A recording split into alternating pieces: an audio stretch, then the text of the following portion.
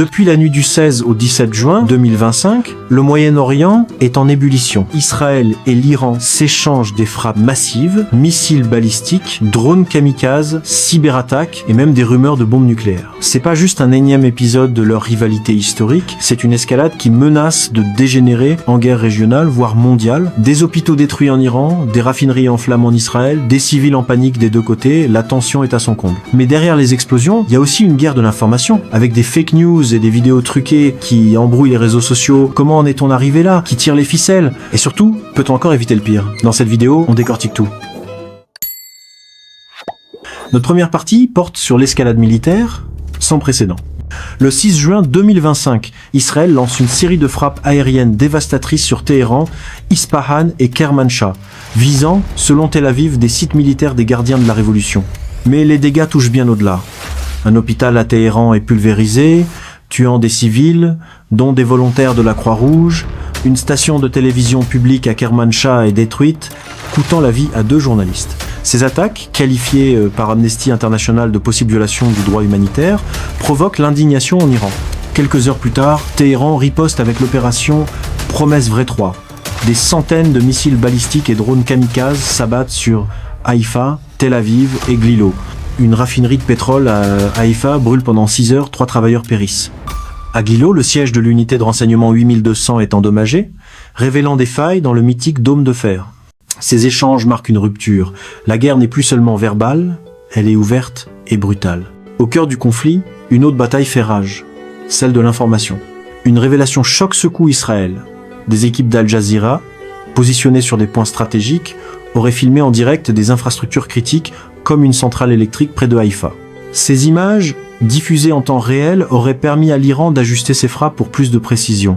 Après des protestations israéliennes, Al Jazeera suspend ses directs dans ces zones, mais le mal est fait. Sur les réseaux sociaux, la désinformation explose. Une vidéo virale montre des flammes dévorant Tel Aviv, mais elle est générée par IA. Une autre, vue des millions de fois, prétend que des immigrés thaïlandais en Israël sont exclus des bunkers pour des raisons racistes. Les concernés démentent, confirmant leur accès aux abris.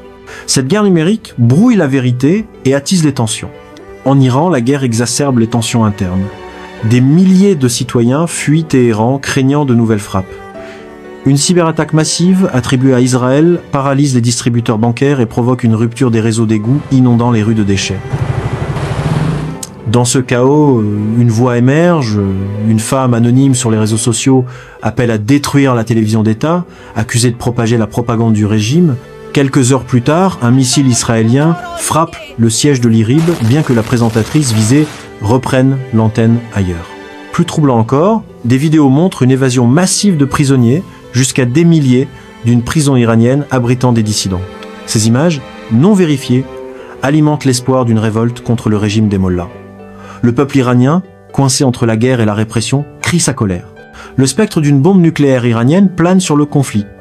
Une vidéo absurde, postée par une chaîne officielle iranienne, montre un gradé caressant une ogive avec le mot « peut-être ». Rapidement identifiée comme générée par IA, elle alimente pourtant les peurs. Depuis 30 ans, Netanyahou répète que l'Iran est à quelques semaines d'une arme nucléaire. En 2025, l'AIEA confirme un enrichissement d'uranium à 90%, proche du seuil militaire, violant les accords de 2015. Israël revendique désormais le contrôle de l'espace aérien iranien, menaçant des frappes sur les sites nucléaires. Trump, interrogé sur un ultimatum à Téhéran, répond évasivement « Mais une frappe nucléaire, par l'un ou l'autre camp, est-elle envisageable ?» La plupart des experts doutent que l'Iran possède une bombe opérationnelle, et son usage serait suicidaire face à la puissance israélienne et américaine. Au-delà des stratégies militaires, ce sont les civils qui paient le prix fort. En Iran, les hôpitaux débordent, l'électricité est coupée, et des familles fuient les villes. À Téhéran, les habitants vivent dans la peur des sirènes. En Israël, les bunkers sont bondés, mais l'aéroport Ben Gourion ferme, paralysant l'économie. À Haïfa, les incendies ravagent des quartiers industriels, et à Tel Aviv, les explosions secondaires terrifient les résidents. Les deux peuples subissent un stress psychologique immense. En Iran, des rumeurs d'exode massif circulent, avec des vidéos montrant des routes embouteillées. En Israël, des manifestations brandissant des drapeaux iraniens, initialement pro-palestiniennes, surprennent par leur soutien à Téhéran. Partout, les citoyens, pris en otage par ce conflit, aspirent à la paix. Ce conflit ne se limite pas à Israël et l'Iran. le Hezbollah menace d'ouvrir un front au Liban, où 100 000 roquettes visent Israël. Les milices chiites en Irak et en Syrie promettent des représailles si Téhéran est attaqué. L'Iran pourrait fermer le détroit d'Ormuz, par où transite 20% du pétrole mondial, déclenchant une crise énergétique globale. Les États-Unis, avec 30 avions cargo déployés dans la région, risquent une confrontation directe si leurs bases sont visées. La Turquie et l'Arabie Saoudite tentent de médiatiser, mais leur rivalité limite leur influence. Le XEPT, réuni en urgence, appelle à un cessez-le-feu, mais les tensions entre Macron et Trump, qui dément publiquement un communiqué français, compliquent la diplomatie. Si la guerre s'étend à la mer Rouge ou au golfe Persique, elle pourrait aspirer la Russie et l'Europe. Le monde est face à un test crucial. Peut-il stopper cette spirale?